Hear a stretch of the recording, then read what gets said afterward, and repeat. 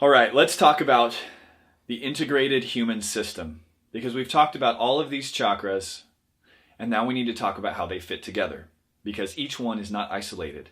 They feed each other. I want to share with you how it works. So let's start at the bottom. Your feet have 2 feeder chakras in them that open at the soles of your feet to receive the life-giving energy from the earth and channel it through your legs and into your roots.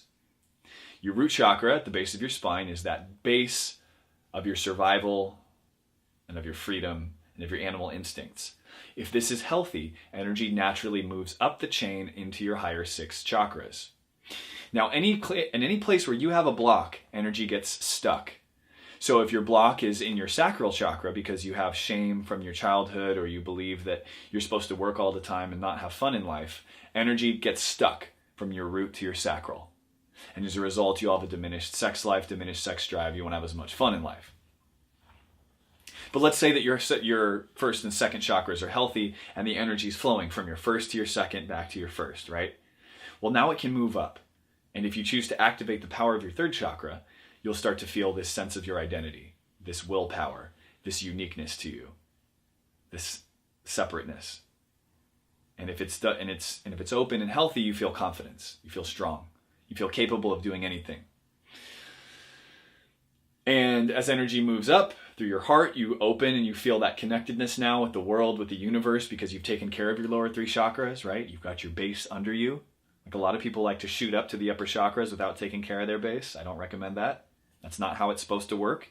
You have a hierarchy of needs, Maslow's hierarchy of needs. You should look that up if you need to, and understand that your survival has to be taken care of or it messes with all of your other chakras. Once your survival is good, once you're having fun, now we can really work with all this. And of course, on top of your heart, you've got your communication, you've got your third eye, you've got your crown. But there are pairs that you need to pay attention to, and I'm going to give you 3 of those pairs. Pair number 1 is the channel that runs from your root to your heart.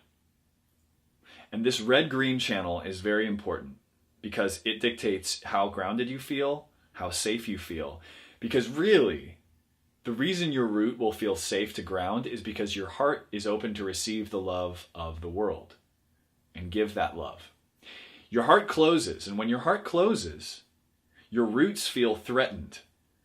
Because you've lost your belief in love and connectedness, the roots feel they have to overprotect you, and so you're constantly firing adrenaline and you're going into fight or flight response. Does that make sense? So you can see how your root chakra keeps you safe and grounded, and your heart chakra keeps you believing in the interconnectedness and love of all things. The heart is also a guardian shield spiritually. If you have a strong heart, a loving heart, it creates that loving energy around you, and negative intentions and energies cannot get in. They cannot penetrate that loving energy. They automatically get transformed into love. So if you're in a fight and you're in that situation and you don't back into that root chakra, you keep your heart open, nobody's going to hit you. I mean, it's so rare that someone is going to actually come after you. And you can use this trick in business. You can use this trick all over the place by not closing your heart and creating that heart field, which then changes the outcomes of situations in your life. Are you seeing how useful this is? Okay, because as you develop these awareness of your chakras, you can open and close them by focusing on them, breathing into them, and visualizing. So, first channel is green-red, root heart. Second channel to pay attention to is orange-blue. This is your sacral feeling channel and your expression channel. And if you have a clear channel here, your feelings are expressed into the world and your needs are met. This is the channel that is encouraged in women and discouraged in males, unfortunately. So think about women. Think about how easy it is for women to communicate, right? Like, there's some women who can just communicate forever and just go on and on and on.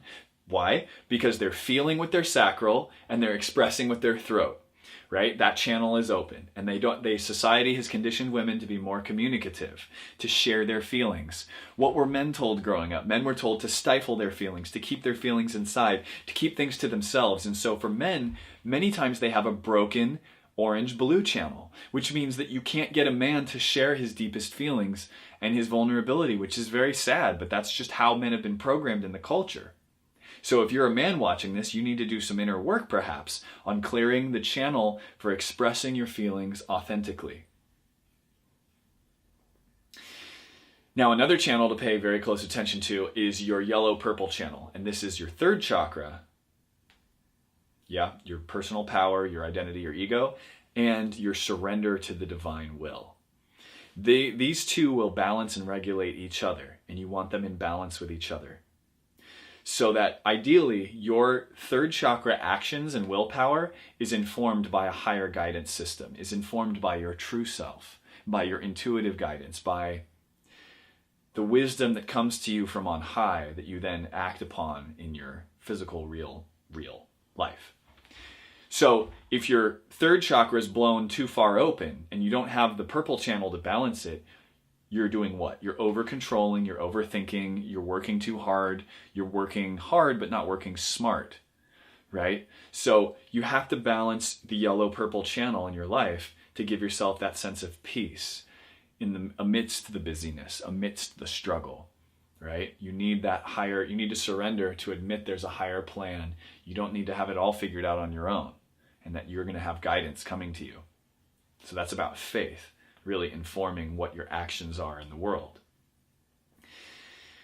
And of course, it works both ways. If your identity and your ego is strong and you feel that you're guided by divine forces and you believe that, you will then open yourself to receive that guidance. But on the other hand, if you feel weak and kind of sickly, you won't feel that you're worthy of this bigger plan that's playing out around you, and so you won't listen for the signs and you won't see the signs. Are you seeing how these two channels, these various chakras, are connected to each other?